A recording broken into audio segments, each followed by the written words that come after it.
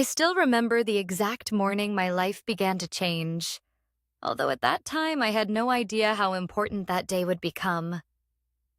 It was an ordinary Monday. The sky was gray, and the air felt heavy like it was carrying a secret I wasn't ready to hear. My name is Daniel, and back then I believed my life was simple and predictable. I worked at a small office as an assistant manager. The pay wasn't great, but it was enough to survive. Every day I followed the same routine. Wake up at 7 a.m., drink a quick cup of coffee, rush to work, and return home feeling tired but safe. Safe inside my little world where nothing unexpected ever happened. Or at least that's what I thought. That morning, I arrived at the office 5 minutes late.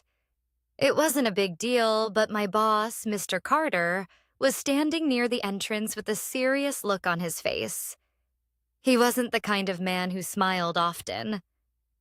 But that day, his expression felt colder than usual.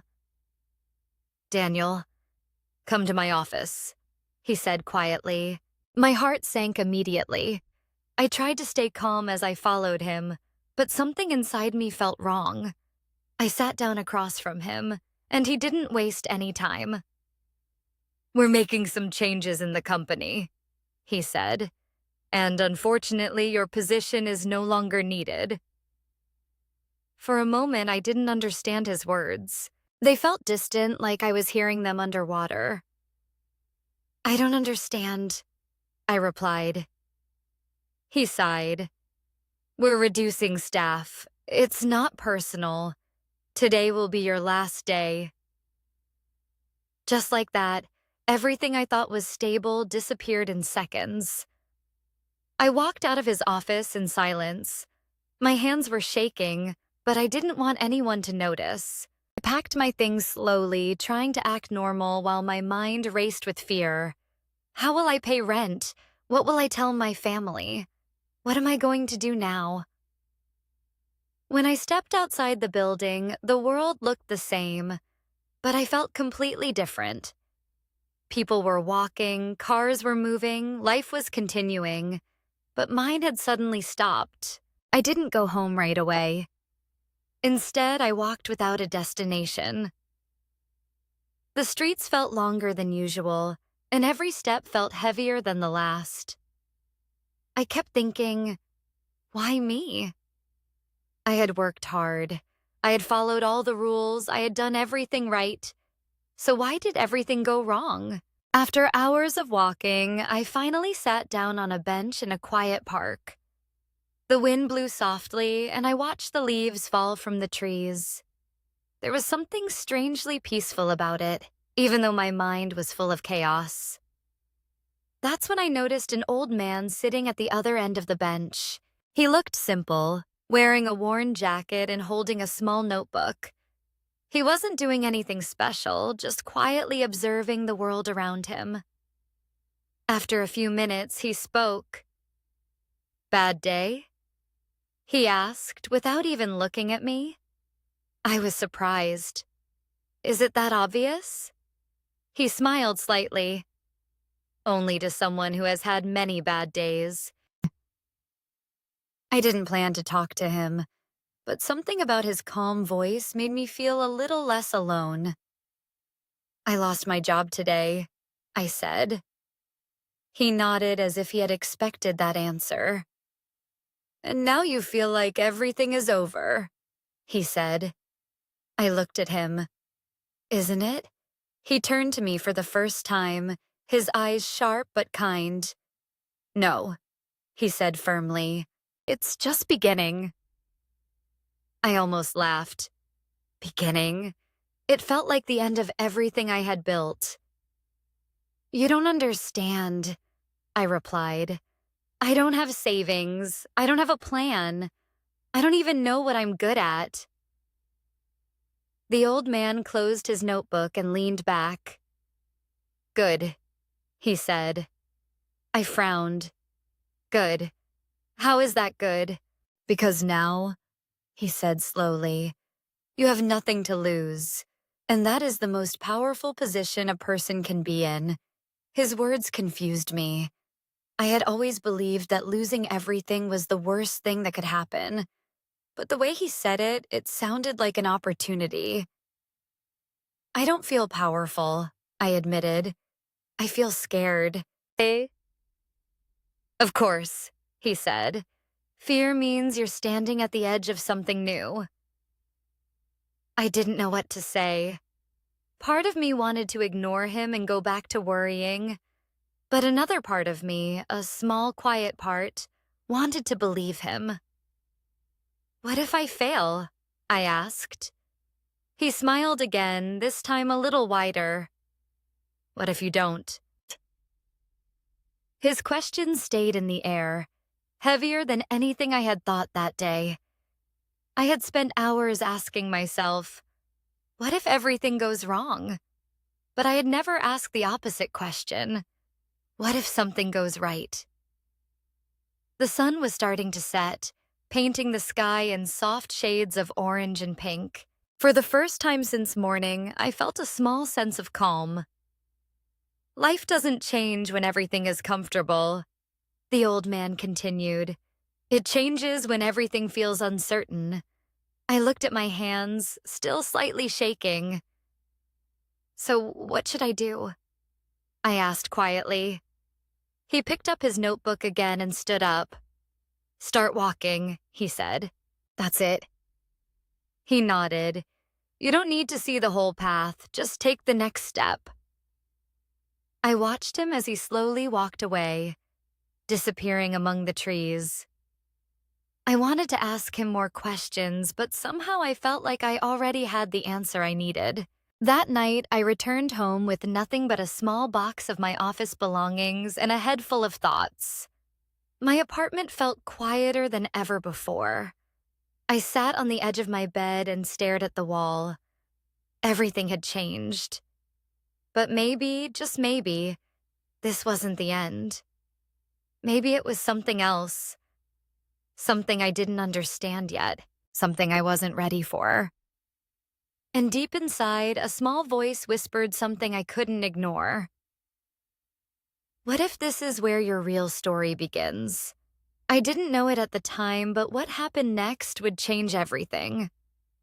That night, I didn't sleep much. I kept replaying everything in my head. The conversation with my boss, the empty feeling as I left the office, and most of all, the old man's words. You don't need to see the whole path. Just take the next step. It sounded simple, too simple. But lying there in the dark, staring at the ceiling, I realized something uncomfortable. For years, I'd been waiting for the perfect moment to do something different with my life. I always told myself, I'll try later, when I'm more ready, when things are more stable. But now stability was gone, and all I had left was that next step. The next morning, I woke up earlier than usual. For a moment, I forgot what had happened. Then reality hit me again. I had nowhere to go, no office, no schedule. It felt strange, empty. I sat at my small table with a cup of coffee, staring at my phone. Normally, I would be rushing out the door at that time, but now the silence forced me to think, what am I good at? That question had always made me uncomfortable. I had spent so much time doing what I had to do that I never stopped to think about what I could do. After a long time, I grabbed a notebook and wrote one simple sentence. Things I can do. At first, I couldn't write anything. My mind felt blank. But slowly, very slowly, I started adding small things. I can organize tasks. I can talk to people politely. I can solve simple problems. I can write emails. I can help others understand things. They didn't seem impressive. In fact, they looked ordinary, but they were real. And for the first time, I wasn't focusing on what I had lost. I was looking at what I still had. Still, fear didn't disappear. Later that day, I opened my laptop and started searching for jobs. I applied to a few positions that looked similar to my old one. It felt safe, familiar, but something inside me felt heavy. It was like I was about to return to the same life I had just lost, the same routine, the same feeling of being stuck. I leaned back in my chair and closed my eyes. Is this really what I want? The question made my heart beat faster because the honest answer was, I didn't know. That afternoon, I decided to go back to the park. I didn't know if the old man would be there, but I felt drawn to that place. When I arrived, the bench was empty. I sat down and waited, watching people walk by. Minutes passed, then an hour, but he didn't come. At first, I felt disappointed. I had so many questions. I wanted guidance, advice, something clear. But as I sat there alone, I slowly understood something important. Maybe I wasn't supposed to wait for him. Maybe I was supposed to figure things out on my own. I looked around the park, the trees, the children playing, the people talking and laughing. Life was moving with or without me. And suddenly, I felt a quiet determination grow inside me. I need to try something different. That evening, I did something I had been afraid to do for years. I wrote a simple post online offering help. Not a job application, not a request, an offer. I wrote that I could help small businesses organize their work, manage emails, and communicate with customers. I didn't even know if anyone would respond. It felt risky, uncertain. Before I could change my mind, I clicked post. My heart started racing immediately. What if no one replies? What if I'm not good enough? What if I fail completely? The doubts came quickly, louder than ever. I almost deleted the post, but then I remembered the old man's voice. What if you don't? I took a deep breath and closed my laptop. That night felt even longer than the one before. Every sound made me check my phone. Every minute felt like an hour. Nothing happened. No messages, no notifications, just silence. By the next morning, I felt foolish. I told myself it was a bad idea. I started thinking about going back to the safe option, sending more job applications, returning to what I already knew. But just as I picked up my phone to delete the post, I saw a notification. One message. My hands froze. I opened it slowly. Hi, I saw your post. I run a small online shop and I need help managing customer messages. Can you help? I read the message again and again. It wasn't a big opportunity. It wasn't a perfect job, but it was something. My first real step into the unknown. I hesitated for a moment. Fear was still there, whispering all the possible ways this could go wrong. But this time, something inside me was stronger. I typed back, "Yes, I'd be happy to help." As soon as I sent the message, I felt a strange mix of fear and excitement. It wasn't comfortable. It wasn't safe, but it felt alive. For the first time in a long time, I wasn't just reacting to life. I was choosing something. I didn't know where this path would lead. I didn't know if it would succeed or fail, but I had taken the next step, and somehow that changed everything. What I didn't realize yet was that this small decision, this one simple yes, was about to lead me into something I never expected. Something that would test me. Something that would push me further than I had ever gone before. And something that would prove that sometimes the smallest step can create the biggest change. When I sent that simple reply, "Yes, I'd be happy to help," I thought I was just accepting a small task. I had no idea that I was stepping into a completely different version of my life. The next morning, I woke up earlier than usual. This time, not because I had to, but because I wanted to. My mind was full of questions. What if I can't do this properly? What if I disappoint them? What if this is just luck and it disappears? But there was also something new: excitement. I opened my laptop and read the client's message again.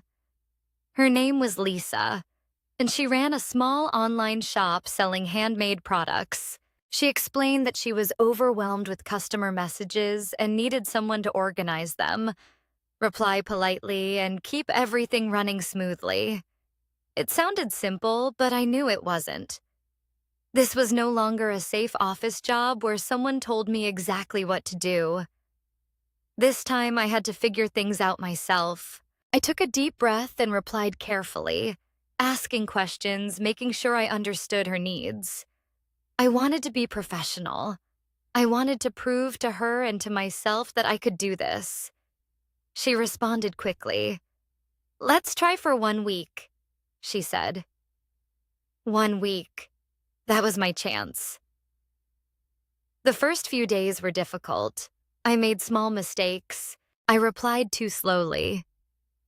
Sometimes I wasn't sure how to answer certain customers, and I had to think carefully before typing anything. More than once, I stared at the screen, feeling that old fear again. Maybe I'm not ready for this. But every time that thought came, I remembered something important. There was no perfect moment. There was only now. So instead of stopping, I kept going. I learned as I worked. I paid attention to every message, every reply, every small detail. I noticed how customers reacted, what made them happy, what made them frustrated. Slowly, I improved. By the fourth day, something unexpected happened. Lisa sent me a message. "You're doing really well. Customers are responding positively." I read it twice just to make sure. Really well? No one had said that to me in a long time. For a moment, I just sat there staring at the screen. Then I smiled. A real smile.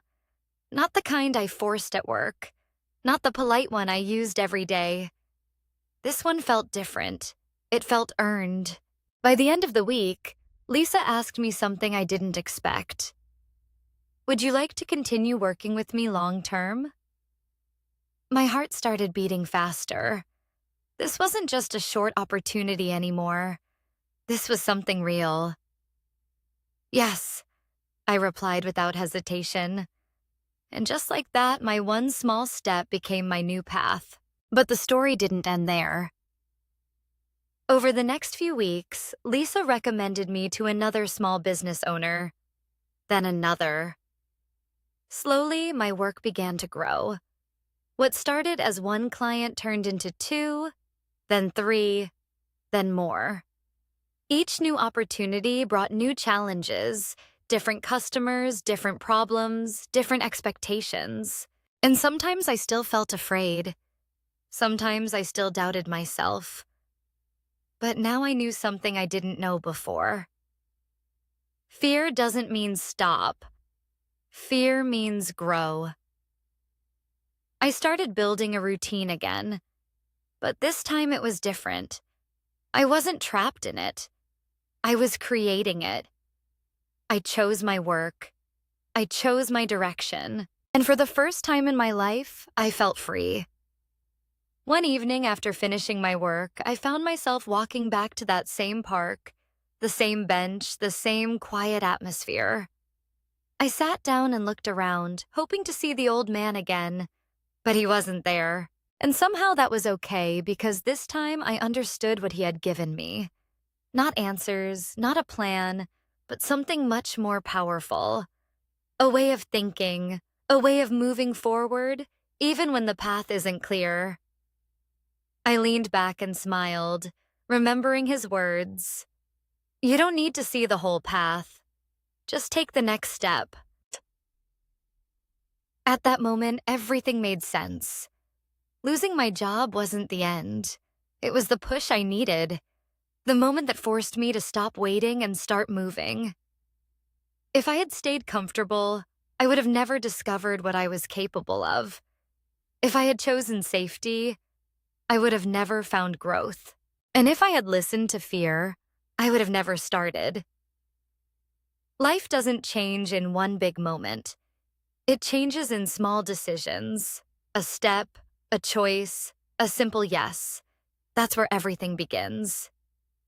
So if you are listening to this right now and you feel lost, afraid, or unsure about your future, I want you to remember this. You don't need to have everything figured out. You don't need the perfect plan. You don't need to be fearless. You just need to take one step because you never know where that step might lead. You never know what might happen next. And trust me, sometimes what happens next will surprise you in the most beautiful way. Thank you for listening to this story. If you enjoyed this and want to improve your English in a simple, natural, and powerful way, don't forget to support my channel, Learn English by Stories. Subscribe for more easy English stories, listening practice, vocabulary building, real-life motivational lessons. Keep learning, keep growing, and most importantly, keep going. See you in the next story.